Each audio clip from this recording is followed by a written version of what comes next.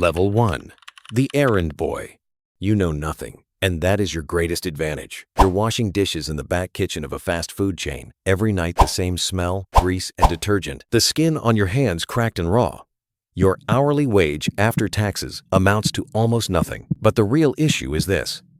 Your mother's dialysis machine costs $400 every week, and that number is fixed. It doesn't negotiate. You have no insurance. The state puts you on a waiting list. And in this country, a waiting list is often a death list. You know this deep down, but you don't say it out loud because saying it makes it real. That very day, a familiar face on the neighborhood corner tells you simply, tomorrow morning, go to this address, hand over this envelope, come back. The tone is neither a threat nor a request, just an offer, as if he's asking you to pick up milk from the store. And you go because that night you looked at your mother's face and understood you had no other choice. You don't know what's inside the envelope. You shouldn't know, because in the federal system, knowledge means complicity. You're still clean. You're not on the FBI's radar. In the records, you're just a fast food worker.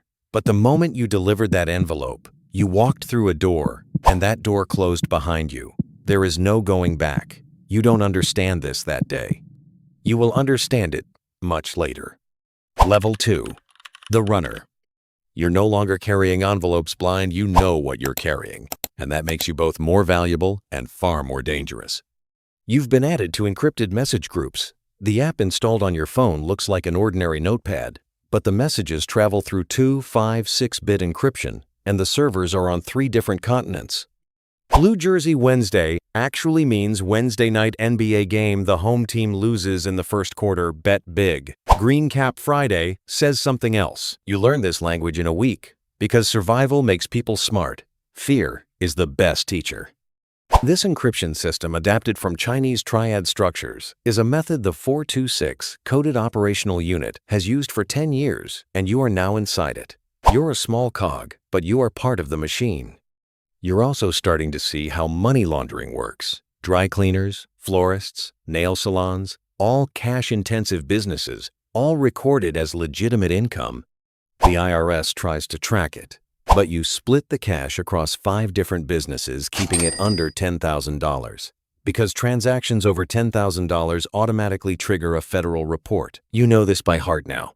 Some nights, you stop and think, how did I learn this? When did I learn it? And why does it feel normal? You can't find the answer because the change came slowly, 1 millimeter every day, in steps too small to notice. Level 3. The fixer. You're stepping onto the field now as a fixer. Your job is not to carry money, but to carry people, meaning to connect the right person with the right offer. And this work is a much more delicate art than it appears. You're having coffee with an assistant coach of a college basketball team at a small diner. The place was chosen deliberately, corner table, away from cameras. The waiter is someone familiar.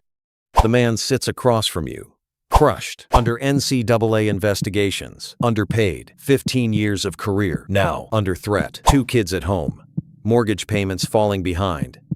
In his eyes, both fear and curiosity. And you recognize that mixture because you once saw the same expression in the mirror. You tell him only this: we don't need you to do anything. Just let us know about injuries in time. This offer is not legally direct match fixing, but in practice, it oils the gears of the system. You now know by heart how point shaving works. The player doesn't lose the game, just keeps the score below a certain number, plays without exceeding the Vegas spread. Nobody notices. The statistics look normal. But the betting lines shifted suspiciously hours before that game, and only insiders understand that shift. The man finishes his coffee, looks at you, then looks at the table, then looks at you again. Give me time to think, he says. You smile because time to think in this business always means yes. He just needs a little time to convince his conscience, and you know this process very well by now. Level 4. The enforcer. At this rank, offers are no longer accepted, they are imposed. Your job is to step in when someone doesn't pay or decides to talk. And this work is neither as dramatic as it looks in movies, nor as simple. There is a rule learned from Bratva-rooted organizations, a 3-stage protocol. The first warning comes to property, the car, the workplace. Property is damaged, but no one is touched. The second warning comes close to family. But again, no one is touched. Just a message. We see you everywhere. There is no third. You are the third link in this chain, and that makes you both the most powerful and the most quickly expendable part of the system, because enforcers are always caught first. Your fingerprints exist. You were caught on a security camera. Federal investigations always start with you and use you as a ladder to climb higher. You sometimes think about the Russian Bratva's church dome tattoo etched into the sternum. Each dome represents a prison term. The man had 5 domes on his chest, and his hands trembled holding his coffee.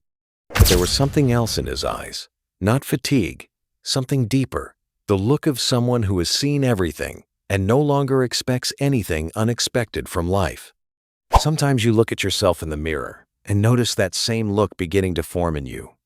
This frightens you, but fear is no longer enough to stop you. Level 5. The Coordinator. You're no longer in the field, you manage operations, and this transition came much more quietly than you expected. One morning you woke up and realized you were no longer running in the streets. You were staring at 3 screens in a secure apartment arranged like an office. You coordinate betting networks running simultaneously in multiple cities: Las Vegas, Atlantic City, Miami, plus offshore digital platforms, cryptocurrency channels, each isolated from one another, but all of their centers sitting on your dashboard.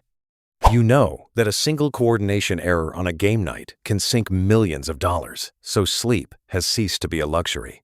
Even when you do sleep, your phone vibrates and you reflexively look at the screen.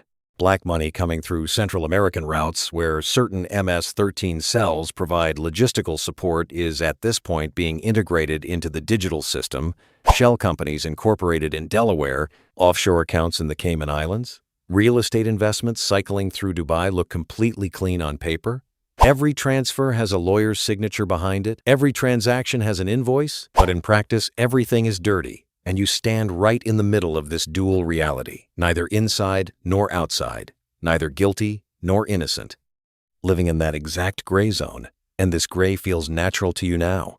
Federal investigators are looking for you, but haven't quite reached your name yet. You pay a lawyer $50,000 a month just to keep the phone on, and that number no longer feels large to you, which is itself worth thinking about. Level 6. The Baron. You're at the top, but the top is not as safe as you thought. It never was. As the Baron, you no longer touch operations. You don't know the names. You don't know the locations. Everything runs 3 or 4 layers away from you, and this protects you legally. Your lawyer calls it plausible deniability, meaning, in order to say I didn't know in court, you actually have to not know, and the system is built exactly this way. This isolation model, derived from the Chinese triad's 4-8-9 coded dragon head structure, is theoretically perfect, but in practice, it cannot stand against human nature because people talk, especially when cornered, especially when their families are under threat, especially when the federal prosecutor puts 20 years on the table and says, "Or work with us." From the outside, your life looks perfect: a clean neighborhood, a nice car, a successful consulting firm on the records. Your neighbors know you as an ordinary businessman. Your children go to private school. Your wife thinks everything is fine or doesn't ask because she learned not to ask. But inside, you know. Every morning drinking your coffee, every evening watching the news, every time the phone rings, you know how your stomach tightens. The man who washed dishes in that same fast food kitchen 10 years ago is now in the Federal Witness Protection Program and repeated your name multiple times in his 3-hour testimony. The prosecutor is using that testimony as the final piece of the puzzle. Your lawyer's phone is on, but today he's not answering. This is the first time, and you know very well what it means.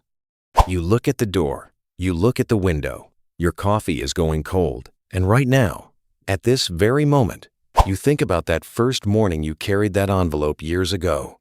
You think about your mother's face, and you ask yourself this question: was there another way? This world's only guarantee was always this: every Baron ends up either behind iron bars or beneath the ground. The question was never, will it happen? The question was only, when?